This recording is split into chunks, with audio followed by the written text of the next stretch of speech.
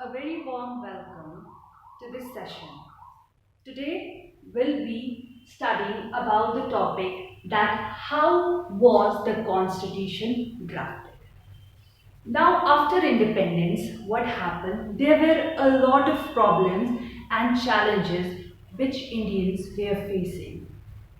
So they wanted something to bridge the gap between those problems and solutions. So what they thought and there was a need to make the constitution.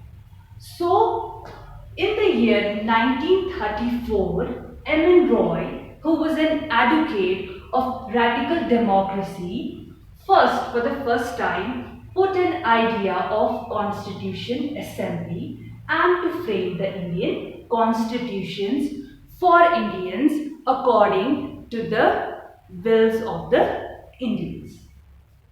So finally what happened? In the year July 1946, the Constitution Assembly was formed. It was formed under the chairmanship of Dr. B.R. Ambedkar, and this drafting committee eventually was set up. Now the drafting of this particular constitution, it started from December 1946 to November 1949. That is, in a span of 3 years, this particular drafting of the constitution took place.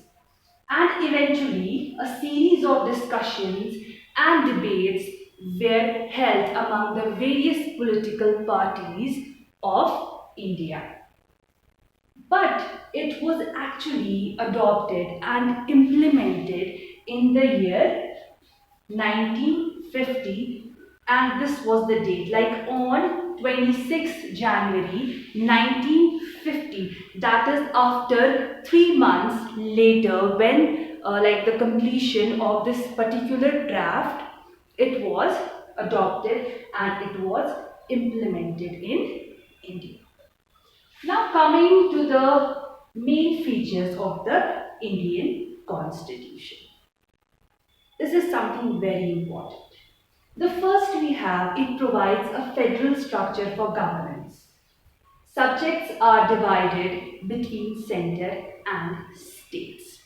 Now what does this mean? It means that the powers were divided under center and state. Like we have the union list, under three we have three things. Union list we have, state list we have, and concurrent list we have. Under union list, the powers are listed under center. Under the state list, the powers are listed under state. And lastly, we have the concurrent list. Under that, we have the education, agriculture, forestry.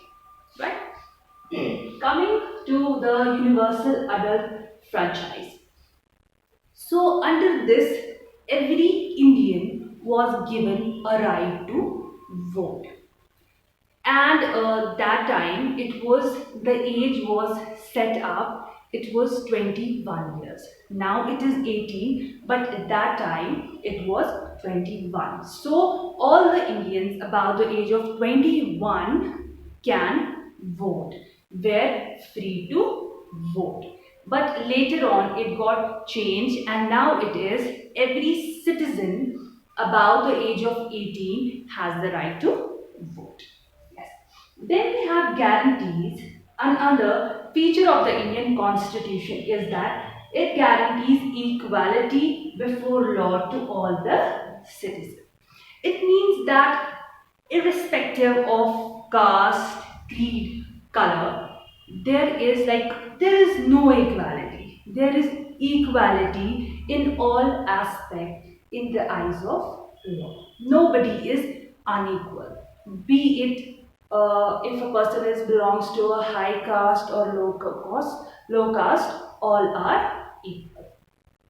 Then lastly we have, it gives special privileges to poor and the disadvantaged sections of the society. Like nowadays we have the like reservations, the various reservations for women. We have the reservations for scheduled castes, scheduled tribes, right? So they have given the special privileges. I hope the topic is clear to you. Thank you.